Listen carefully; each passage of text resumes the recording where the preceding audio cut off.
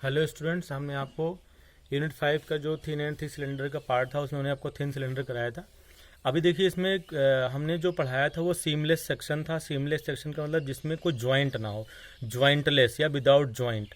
But आप देखेंगे कि जो बड़ी सिलेंडर्स होते हैं, बॉयलर टैंक्स होते हैं या रिजर्वायर्स होते हैं, बड़े बड़े टैंक्स जो होते हैं, उसको हम बिना जॉइंट के बना नहीं सकते हैं, क्योंकि उनका जो है होलसेल मैन्युफैक्चरिंग या सीमलेस मैन्युफैक्चरिंग पॉसिबल नहीं है। बहुत बड़े डायमीटर के जो टैंक्स होते हैं, तो ऐसे टैंक्स को हम बिल्टअप सिलिंड्रिकल सेल कहते हैं, या उसमें हम लोग जॉइंट प्रोवाइड कराते हैं। छोटे छोटे दो पार्ट को जॉइंट करके बड़ा कर लिया लेंथ वाइज, या पतली प्लेट को मोड़ करके जो है सिलेंडर बनाया जाता है, तो उसमें जो है लॉन्गिट्यूडनल जॉइंट प्रोवाइड किए जाते हैं।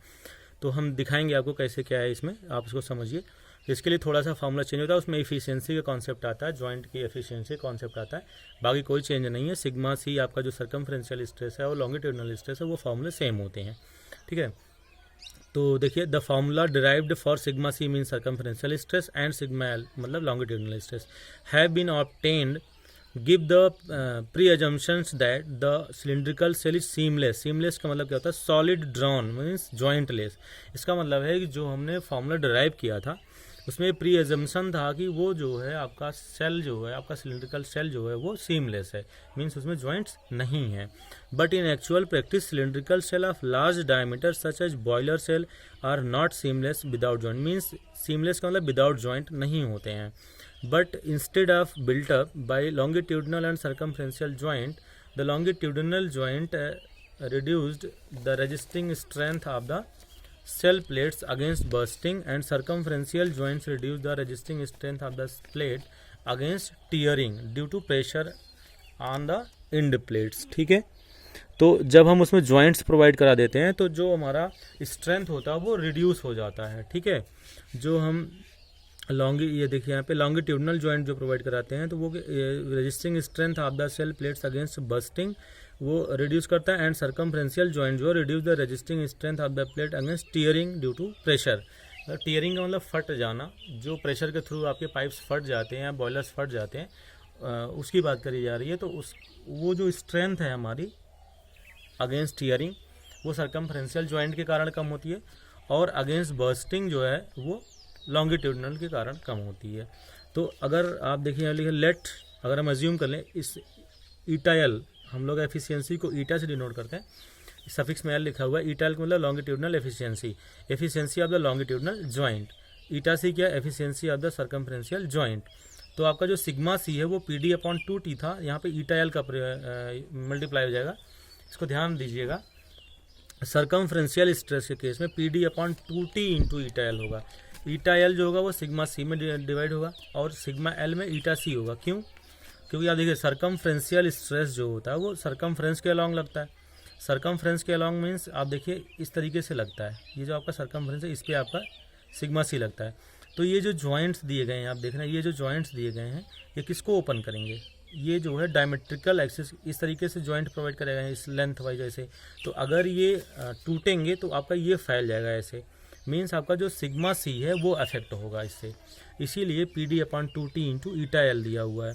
बट अगर लॉन्गिट्यूडनल स्ट्रेस की बात करी जा रही है तो लॉन्गिट्यूडनल देखिए ये आपका दिया, ये सर्कमफ्रेंशियल जॉइंट है या लॉन्गिट्यूडनल जॉइंट है। तो लॉन्गिट्यूडनल जॉइंट है वो सर्कमफ्रेंशियल स्ट्रेस को अफेक्ट करेगा, और जो सर्कमफ्रेंशियल जॉइंट है, मान लो दो पतले पतले पाइप हैं, उसको हमें लेंथ वाइज बढ़ाना है, तो आप क्या करते हैं एक दूसरे में चढ़ा के ऊपर से जॉइंट दे देते हैं, इस तरीके से उसको मजबूत कर देते हैं या जोड़ देते हैं। तो इस तरीके से आप जॉइंट प्रोवाइड करते हैं, इसको हम लोग सर्कमफ्रेंशियल जॉइंट कहते हैं। तो ये जो है अगर लेंथ वाइज आपका स्ट्रेस इस तरीके से लगेगा तो उसमें इसके टूटने का डर रहता है, इसलिए ईटा सी का जो यूज है वो आपका सिग्मा एल में होगा, और ईटा एल का जो यूज है वो सिग्मा सी में होगा। जैसे आपने देखा होगा बाल्टी में आप देखा होगा जो लोहे की बाल्टी होती है उसमें बीच में इस तरीके से रिवेटेड होते हैं, दोनों तरफ से रिवेट लगाया गया होता है, वो आपका जो होता है वो लॉन्गिट्यूडनल जॉइंट होता है। क्योंकि इस तरीके से जो प्लेट होती है ऐसे सीधी, इसको घुमा के ऐसे हम मोड़ते हैं और इस तरीके से उसमें लगा देते हैं, इस तरीके से उसमें जगह जगह पे जॉइंट लगा देते हैं, तो आपका वो लॉन्गिट्यूडनल जॉइंट होगा। और वो किसके अगेंस्ट में वर्क करेगा? सर्कमफ्रेंशियल स्ट्रेस से, क्योंकि सर्कमफ्रेंशियल स्ट्रेस आपका सर्कमफ्रेंस के अगेंस्ट लगेगा, तो सर्कमफ्रेंशियल स्ट्रेस को अफेक्ट करेगा आपका लॉन्गिट्यूडनल जॉइंट, और सर्कमफ्रेंशियल जॉइंट जो है वो लॉन्गिट्यूडनल स्ट्रेस को अफेक्ट करेगा। समझ में आ गया होगा। तो फार्मूले में क्या चेंज आया? सिग्मा सी जो पी डी अपॉन 2t था वहाँ पे P D upon 2t into eta L हो जाएगा, और सिग्मा एल जो था पी डी अपॉन 4t वहाँ पे P D upon 4t into eta C हो जाएगा। ठीक है, बाकी और कोई चेंज नहीं है। एक इस पर दो न्यूमेरिकल है, आप देख लीजिए, समझ आ जाएगा। देखिए, a cylindrical water tank of height 25 metre of inside diameter 2.2 metre length having vertical axis is open at the top. The tank is made of steel having yield stress of 210 meganewton per meter square. Determine the thickness of the steel used when the tank is full of water. Given efficiency of the longitudinal joint is 70%. Factor of safety is 3. ठीक है, तो देखिए given क्या है आपका, height of the tank given है 25 metre, या इसी को आप लेंथ भी कह सकते हो। डायमीटर आपका दिया हुआ 2.2 मीटर। सिग्मा सी मैक्स जो आपका है 210 मेगान्यूटन पर मीटर स्क्वायर हुआ है। यहाँ पे देखिए दिया है ना, द यील्ड स्ट्रेस, देखिए यील्ड स्ट्रेस मैक्सिमम स्ट्रेंथ जो है उसको 210, ये आपका सिग्मा सी होगा, सर्कमफ्रेंशियल स्ट्रेस होगा, तो ये 210 दिया हुआ है। फैक्टर ऑफ सेफ्टी 3 दी हुई है, तो वर्किंग के लिए आप क्या करेंगे, सिग्मा सी मैक्स गिवन है, सिग्मा सी के लिए क्या करेंगे, सिग्मा सी मैक्स अपन फैक्टर ऑफ सेफ्टी 210/3 70 मेगान्यूटन पर मीटर स्क्वायर, मीन्स इतना हम परमिशन देंगे कि इतना स्ट्रेस इसमें जनरेट हो सकता है, अगर हमें 3 टाइम्स फैक्टर ऑफ सेफ्टी रखनी है। तो आपका सिग्मा सी हो गया 70 × 10⁶ न्यूटन पर मीटर स्क्वायर। ईटा एल दिया हुआ है 70%, मतलब 0.7 इसकी वैल्यू हो जाएगी। थिकनेस आपको निकालना है, कैलकुलेट करना है, टी कैलकुलेट करना है, क्वेश्चन मार्क है। देखिए maximum pressure of bottom of the tank, अब देखिए इसमें क्या दिया, डायरेक्ट आपको प्रेशर नहीं दिया हुआ है, इसमें कहा है कि इसकी जो हाइट है वो 25 मीटर है, तो 25 मीटर हाइट का अगर टैंक होगा तो उसमें मैक्सिमम प्रेशर कहाँ आएगा, बॉटम पे आएगा। कितना आएगा, H ρg के बराबर आएगा। तो वाटर का जो हाइट है वो 25 हो गया, रो आपका 1000 होता है kg पर मीटर क्यूब, और इसको 9.81 से मल्टीप्लाई करा लेंगे, ये न्यूटन में कन्वर्ट हो जाएगा, तो 245.25 10³ न्यूटन पर मीटर स्क्वायर ये आपका प्रेशर आ गया। ठीक है, तो सर्कमफ्रेंशियल और हुप स्ट्रेस क्या आएगा, sigma C equal to P D upon 2t eta L, आप जानते हैं फॉर्मूला, 245.25 10³ प्रेशर हो गया, डी हो गया 2.2 अपॉन 2, टी आपको कैलकुलेट करना है, ईटा एल की वैल्यू 70% है, इसको आप 0.7 लिख सकते हैं, 70/100, ठीक है 0.7, इसको आप सॉल्व कर लीजिए। सिग्मा सी की वैल्यू 70 × 10⁶ रख दीजिए, ये गिवन है, तो यहाँ से आप सॉल्व करेंगे तो टी की जो वैल्यू आएगी 5.5 10⁻³ मीटर या 5.5 मिलीमीटर आएगी आपकी। ठीक है, तो आपने देखा कि एफिशिएंसी जो है उसकी हम कैसे यूज़ करते हैं फार्मूले में, अगर 70% दिया 0.7 हो जाएगा, 50% दिया 0.5 हो जाएगा, इस तरीके से। ठीक है, नेक्स्ट क्वेश्चन देखिए, इसमें एफिशिएंसी का यूज नहीं है बट क्वेश्चन ठीक है। A cylindrical shell 3 metre long which is closed at the ends, देखिए लॉन्ग कितना 3 मीटर लंबा है, एंड्स पे क्लोज है मीन्स बंद है। Internal diameter of 1 metre and wall thickness of 15 millimetre. Calculate the circumferential and longitudinal stress induced and also calculate change in diameter of the cell if it is subjected to an internal pressure of 1.5 meganewton per meter square. Take capital E दिया 200 giganewton per meter square and mu की value दिया 0.3। ठीक है, देखिए पहले आप given data लिख दीजिए। गिवन क्या है, ई दिया capital E modulus of elasticity होता है 200 giganewton per meter square means 200 × 10³ Newton पर मिलीमीटर स्क्वायर होगा, ये मिलीमीटर स्क्वायर। ठीक है, अगर मीटर में करना है तो 10⁹ होगा, या इसको आप लिख सकते हैं 200 10⁻³ 9 न्यूटन पर मीटर स्क्वायर। ठीक है, म्यू दिया 0.3, थिकनेस टी 15 मिलीमीटर है, 15 × 10⁻³ मीटर हो जाएगा।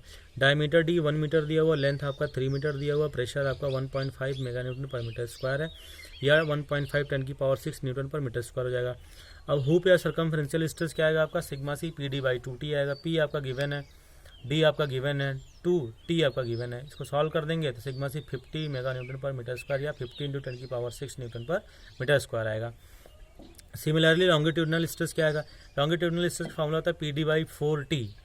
ठीक है, PD/4t, पी क्या है, प्रेशर 1.5 10⁻⁶ गिवन है, डायमीटर 1 मीटर गिवन है अपॉन 4, टी आपका दिया हुआ 15 मिलीमीटर, तो 15 × 10⁻³ मीटर हो जाएगा। सॉल्व कर देंगे 25 10⁻⁶ न्यूटन पर मीटर स्क्वायर आपका लॉन्गिट्यूडनल स्ट्रेस आ जाएगा। ठीक है, अब देखिए आपके ये आ गए, इतना क्वेश्चन आ गया, कैलकुलेट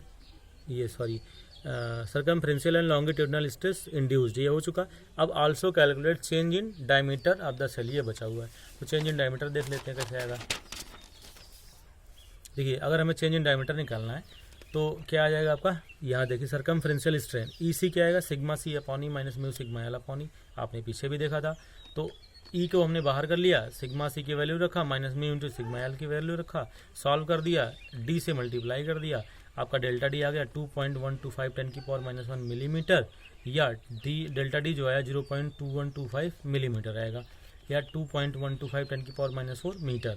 अगर आपको चेंज इन लेंथ भी पूछता तो आप चेंज इन लेंथ भी निकालते हैं, हमने यहाँ पे निकाला हुआ। नाउ चेंज इन लेंथ क्या होगा, लॉन्गिट्यूडनल स्ट्रेन निकालेंगे इसमें, sigma L upon E minus mu sigma C upon E, इसको सॉल्व कर लेंगे, यहाँ पे लेंथ से मल्टीप्लाई करा देंगे, 15 10 की पावर -5 है, या 15 इंटू 10 की पावर -2 मिलीमीटर होगा, या 0.15 मिलीमीटर चेंज इन लेंथ होगा। तो इंक्रीज इन लेंथ होगा 0.15 mm और इंक्रीज इन डायमीटर होगा 0.2125 mm। ठीक है, अब देखिए आपका थिन सेल बिल्कुल कंप्लीट हो गया है, बिल्टअप भी हो गया है, इसमें एफिशिएंसी वाला कॉन्सेप्ट भी आ गया है।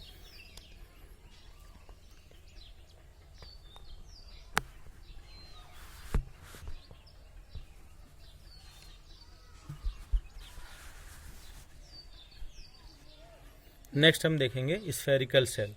इसमें एक छोटा सा टॉपिक है आपका स्फेरिकल सेल, ये आप समझ लीजिए। स्फेरिकल सेल और थिन सिलेंडर में क्या डिफरेंस है, पहले तो यही समझ लीजिए। थिन सिलेंडर जो है, जैसे आपने देखा, हमने बताया आपको गैस सिलेंडर है, ऑक्सीजन सिलेंडर है, ये सब आपने देखा, ये सब थिन सिलेंडर के एग्जाम्पल हैं। ठीक है, बस स्फेरिकल क्या है, स्फेयर आप समझते हैं, गेंद, बॉल आप खेलते हैं, बॉल जो लेदर की बॉल आपने देखा होगा, या कोई जो कॉस्को वाली बॉल आती है, ठीक है, उसको आपने देखा होगा, टेनिस की बॉल देखा होगा, जो बॉल साइज बॉल के तरीके से होता है वो आपका स्फेयर होता है। तो उस तरीके का जो सेल होता है उसको हम लोग स्फेरिकल सेल कहते हैं। मीन्स ऊपर से सॉलिड होता है, कुछ थिकनेस होती है और बीच में हॉलो होता है, वो आपका स्फेरिकल सेल होता है। देखिए हमने एक बॉल को काट कर दिखाया गया है कि स्फेयर को काटा हुआ है, तो ये ऊपर का पार्ट है, इधर वाला साइड से पार्ट हमने देखा है इस तरीके से। ये आपका ये व्यू है, ये आपका ये व्यू है। ठीक है, तो अगर आप इसको कट करेंगे, इसके अंदर अगर इंटरनल प्रेशर है आपका P ड्यू टू फ्लूइड, इसमें कोई फ्लूइड भरा हुआ, और ये आपका जो डैश दिखाया गया है थिकनेस है, इसमें ये जो एरोज दिख रहे हैं सिग्मा सी या सर्कमफ्रेंशियल स्ट्रेस दिखा रहे हैं। अच्छा, एक चीज़ है, स्फेरिकल सेल में केवल और केवल सर्कमफ्रेंशियल स्ट्रेस आएगा, इसमें आपका लॉन्गिट्यूडनल स्ट्रेस नहीं आता है। ठीक है, तो लेट स्मॉल डी क्या diameter of the spherical shell, T thickness of the spherical shell, P आपका इंटेंसिटी या प्रेशर है, सिग्मा सी हूप स्ट्रेस है। तो अगर देखें इक्विलिब्रियम की बात करें, बस्टिंग फोर्स रेजिस्टिंग फोर्स के बराबर होगा, जैसा कि हमने पीछे भी बात किया था। बस्टिंग फोर्स इसमें क्या होगा, पी होगा प्रेशर, π/4 डी स्क्वायर, ये आपका इंटरनल डायमीटर अगर डी है, ये आपका इंटरनल डायमीटर अगर यहाँ से लेकर यहाँ तक डी है, तो पी π/4 डी स्क्वायर आपका स्फेरिकल सेल, ये सर्कुलर सेक्शन हो गया, और ये आपका हो गया एक स्लाइस की अगर हम बात करें, और पी प्रेशर हो गया, तो पी इंटू π/4 डी स्क्वायर, और इसको रजिस्ट कौन कर रहा है, sigma C into pi D into T. अब देखिए ये जो आपका, या यही जो आपका इसका जो पेरीमीटर है पाई डी होगा इस सर्किल का, और टी थिकनेस है, तो ये आपका एरिया हो गया पाई डी इंटू टी, और सिग्मा सी आपका हो गया स्ट्रेस। तो रजिस्टिंग फोर्स हो गया sigma C into pi D T, और बस्टिंग फोर्स हो गया P into π/4 D square. Pi and D cancel हो गया पाई डी से, तो क्या बचा, sigma C equal to P D upon 40। तो इसमें जो सर्कमफ्रेंशियल स्ट्रेस का फॉर्मूला आता है वो पी डी अपॉन 40 आता है, इसको आप याद रखिएगा। जो कि थिन सेल में लॉन्गिट्यूडनल स्ट्रेस का फॉर्मूला था P D upon 40, but spherical shell में केवल और केवल सर्कमफ्रेंशियल स्ट्रेस होगा, और उसकी वैल्यू होगी पी डी अपॉन 40 इस तरीके से। ठीक है, तो इसमें चेंज इन डायमीटर क्या होगा, सर्कमफ्रेंशियल स्ट्रेन आएगा चेंज इन डायमीटर के लिए, डेल्टा डी अपॉन डी, तो sigma C upon E minus mu sigma C upon E. देखिए दोनों सिग्मा सी आया, क्यों, क्योंकि इसमें जो डायमीटर चेंज इन डायमीटर की बात कर रहे हैं, तो जो 3D डायरेक्शन में आपका स्ट्रेसेस लगेंगे सब सर्कमफ्रेंशियल स्ट्रेस ही लगेगा, क्योंकि जो स्फेयर होता है वो हर तरीके से आपको किधर से भी काटेंगे तो सर्कुलर दिखेगा, तो सर्कमफ्रेंशियल स्ट्रेस ही इसमें डेवलप होगा। Means sigma X, sigma Y और सिग्मा जेड, जो एक्स वाई जेड तीनों डायरेक्शन में सिग्मा सी ही एक्ट करेगा। तो अगर हम दो डायरेक्शन की बात करें, ईसी की बात करें, मतलब चेंज इन डायमीटर की बात करें, या सर्कमफ्रेंशियल स्ट्रेन की बात करें, तो क्या होगा, sigma C upon E minus mu sigma C upon E. ठीक है, यहाँ से आपका डेल्टा डी अपॉन डी का है, सिग्मा सी अपॉन ई कॉमन कर लो, 1 माइनस म्यू। ठीक है, और सिग्मा सी फॉर्मूला को पता है पी डी अपॉन 40 होता है। नेक्स्ट आपका change in volume, change in, इसमें चेंज इन लेंथ होगा ही नहीं, लेंथ होता ही नहीं है। चेंज इन वॉल्यूम क्या होगा, वॉल्यूमेट्रिक स्ट्रेन, ई सी प्लस ई सी प्लस ई सी, क्यों, एक्स में भी ई सी, वाई में भी ई सी, जेड में भी ई सी, मतलब सर्कमफ्रेंशियल स्ट्रेन ही तीनों में आएंगे, तो ई सी प्लस ई सी प्लस ई सी। ठीक है, 3 सी हो जाएगा, 3 ई सी होता है सिग्मा सी अपॉन ई 1 माइनस म्यू। ठीक है, इसमें दो छोटे छोटे फार्मूले हैं, इसको आप समझ लीजिए, एक हमने एग्जाम्पल बता दिया है, बाकी आप प्रैक्टिस कर लीजिएगा। Calculate the increase in volume of a spherical shell, इसमें कहेगा स्फेरिकल सेल, ध्यान दीजिएगा, 1 metre in diameter and 1 centimetre thick, diameter 1 metre दिया हुआ है, थिकनेस 1 सेंटीमीटर दिया हुआ है, when it is subjected to internal pressure of 1.6 mega newton पर metre square, please of take capital E की वैल्यू है 200 गीगा न्यूटन पर metre square and 1/m equal to 0.3, समझिएगा 1/m, m क्या होता है, मॉडुलर रेशियो, 1/m जो होता है वो म्यू के बराबर होता है, देखिए हमने लिखा हुआ mu equal to 1/m, means अगर पॉइजन रेशियो डायरेक्ट ना देके 1/m के फॉर्म में दिया हुआ है, या कभी कभी देता है m इज इक्वल टू 3, तो आप क्या करेंगे, mu is equal to 1/m कर लेंगे, मीन्स 1/3 कर लेंगे, बात वही हो गई। अगर डायरेक्ट m दिया हुआ है तो आप घबराइएगा नहीं कि म्यू नहीं दिया हुआ, म्यू निकालने के लिए क्या करेंगे आप 1/m कर लेंगे, ठीक है। कैपिटल ई की वैल्यू होगा 200 गीगा न्यूटन पर मीटर स्क्वायर, इसको 210 की पावर 3 न्यूटन पर mm स्क्वायर लिख सकते हैं। डायमीटर डी दिया 1 metre 1000 millimetre, thickness T 1 centimetre 10 millimetre, pressure दिया हुआ 1.6 मेगा न्यूटन पर मीटर स्क्वायर या 1.6 न्यूटन पर mm स्क्वायर। आपको कैलकुलेट करना है चेंज इन वॉल्यूम, ठीक है, इंक्रीज इन वॉल्यूम। तो क्या होगा, in spherical shell sigma C क्या होता है, पी डी अपॉन 40 होता है, पी 1.6 दिया, D 1000 upon 4 into T, solve किया 40 न्यूटन पर mm स्क्वायर आ गया आपका सिग्मा सी। तो चेंज इन वॉल्यूम क्या आ जाएगा आपका, E V volumetric strain delta V upon V equal to 3 C क्या हुआ, 3 sigma C upon 1 minus mu, 3 sigma C की वैल्यू 41 माइनस म्यू अपॉन 210 की पावर 3, सॉल्व कर दिया 4.2 10 की power minus 4 into V, delta V upon V की value आया 4.2 10 की पावर माइनस 4, वी से मल्टीप्लाई कर दिया वॉल्यूम से, तो आपका डेल्टा वी आ जाएगा 4.2 इंटू 10 की पावर माइनस 4, वी जो होता है स्फेयर का π/6 डी क्यूब होता है, देखिए हमने यहाँ सॉल्व कर दिखाया है।